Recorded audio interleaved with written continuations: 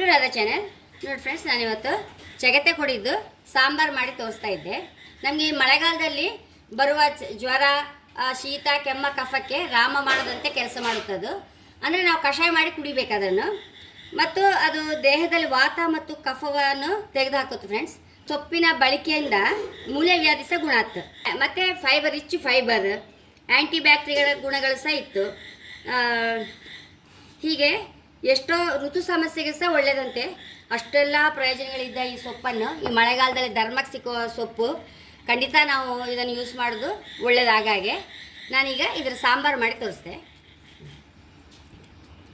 ನೋಡಿ, ಮಳೆಗಂತೂ ಹೆಚ್ಚು ಮತ್ತು ಹಟ್ಟಿ ಕೆಲಸ ಮಾಡೋರಿಗೆಲ್ಲ ಹೆಚ್ಚು ಉಗುಸುತ್ತೆಲ್ಲ ಬರ್ತಾ ಇರುತ್ತಲ್ಲ, ತುರಿಕೆಗಳು, ಅದಕ್ಕೆಲ್ಲ ಅರ್ಧ ಹಚ್ಚಿದರೆ ಆಗುತ್ತಂತೆ. ಅದನ್ನು ಎಕ್ಸ್ಪೆರಿಮೆಂಟ್ ಮಾಡಿ ನೋಡ್ಲಿಕ್ಕೆ ಯಾರು ಸಹ ಏನು ಎಂತ ಕಷ್ಟಪಡಬೇಕಂತಿಲ್ಲಲ್ಲ. ಮಿಕ್ಸಿಗೆ ಹಾಕಿ ಒಂಚೂರು 1 ನಿಮಿಷ ಹಚ್ಚಿ ಕೂಚ್ರೆ ಎಂತ ಒಂದು ಎಕ್ಸ್ಪೆರಿಮೆಂಟ್ ಮಾಡಿ ಕಾಣ್ಲಕ್ಕೆ ನಾನಿನ್ನೂ ನೋಡಲಿಲ್ಲ. ಅಂತೂ ಇತ್ತು ಅದರಿಂದ. ಹಾಗೆ ಸೊಪ್ಪಿಲ್ಲಿ ಕತ್ತರಿಸಿ ಇಟ್ಕೊಂಡಿದ್ದೆ. ಇಲ್ಲಿ ಬೇಳೆ 1 ಕಪ್ ಫಸ್ಟ್ ಬೇಳೆ ಬೇಯಿಸಿ ಅದಕ್ಕೆ ಬೇವಿನ ಸಹ ಸಣ್ಣ ಕತ್ತರಿಸಿ ಹಾಕೊಂಡ್ಬಿಟ್ಟೆ. ಈಗ ಅದಕ್ಕೆ ಸೊಪ್ಪು ಹಾಕೊಂಡ್ಬಿಡುವ. ಬೇವಿನ ಅಗತ್ಯ ನಾವು ಸಣ್ಣ ಕತ್ತರಿಸಿ ಹಾಕಿ ಬಿಡಬೇಕು, ಆವಾಗಲೇ ನಮಗೆ ಹುಳಿ ಒಳ್ಳೆ ಟೇಸ್ಟು ಹೆಕ್ಕಗೂ ಸಿಕ್ಕುದಿಲ್ಲ. ರುಚಿಗೆ 2 ಮುರಿನೋಡು ಹಾಕೊಂಡೆ. ಒಂಚೂರು ಬೆಲ್ಲ ಹಾಕೊಂಬ ರುಚಿ ತಕ್ಕಷ್ಟು, ಒಂಚೂರು ಅರಿಶಿನ ಹಾಕೊಂಡ,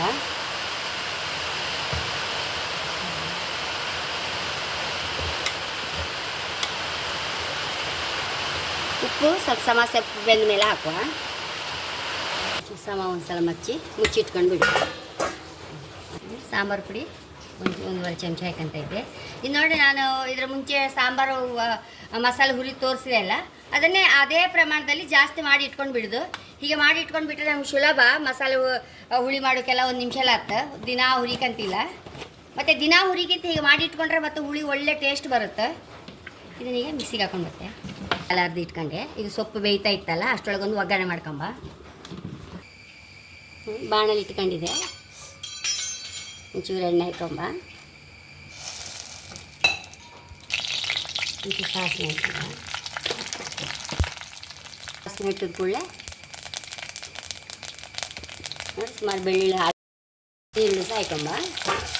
ನೋಡಿ, ಆದಷ್ಟು ನಾವು ಈ ಮಳೆಗಾಲದಲ್ಲಿ ಬೆಳ್ಳುಳ್ಳಿ ನೀರುಳ್ಳಿ ಹೆಚ್ಚು ತಿಂತಾಯಿದ್ರೆ, ಬೆಳ್ಳುಳ್ಳಿ ಅಂತೂ ನಮಗೆ ತುಂಬ ಎಲ್ಲ ಕಫ ಕಾಯಿಲೆ ಮಳೆಗಾಲದಲ್ಲಿ ಜಾಸ್ತಿ ಎಲ್ಲ ಕೆಮ್ಮ ಕಫ ಎಲ್ಲ ಅಂಥದಕ್ಕೆಲ್ಲ ತುಂಬ ಒಳ್ಳೆಯದು. ಆದಷ್ಟು ನಾವು ಬೆಳ್ಳುಳ್ಳಿ ನೀರುಳ್ಳಿ ಎಲ್ಲ ಸರಿ ತಿಂದುಬಿಡ್ಬೇಕು. ನೀರುಳ್ಳಿ ಸಹ ಹಾಗೆ ಶೀತಕ್ಕೆಲ್ಲ ಒಳ್ಳೆಯದಲ್ಲ. ಆದಷ್ಟು ಅದನ್ನೆಲ್ಲ ಮಳೆಗಾಲದಲ್ಲಿ ತಿಂತಾಯಿದ್ರೆ ನಾವು ಸ್ವಲ್ಪ ಮಳೆಗಾಲದಲ್ಲಿ ಬರುವ ಸಣ್ಣ ಸಣ್ಣ ಕಾಯಿಲೆಗಳನ್ನೆಲ್ಲ ಅವಾಯ್ಡ್ ಮಾಡ್ಬೋದು. ಈ ಚಗತೆ ಸೊಪ್ಪು ಮಳೆಗಾಲದಲ್ಲಿ ಸಿಕ್ಕುದು ಅದಕ್ಕೆ. ಅದು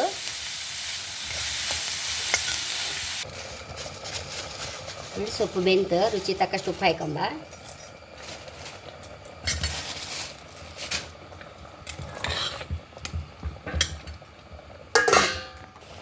ಮಸಾಲೆ ಹಾಕೊಂಬ.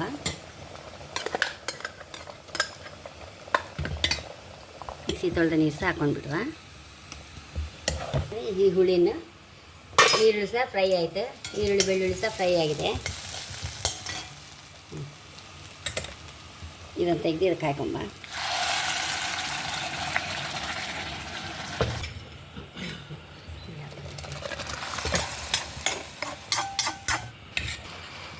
ಚಕ್ಕೆ ಪುಡಿ ಸಾಂಬಾರು ರೆಡಿಯಾಗಿದೆ. ಇದನ್ನೀಗ ಬೌಲಿಗೆ ಟ್ರಾನ್ಸ್ಫರ್ ಮಾಡ್ಕೊಂಬ.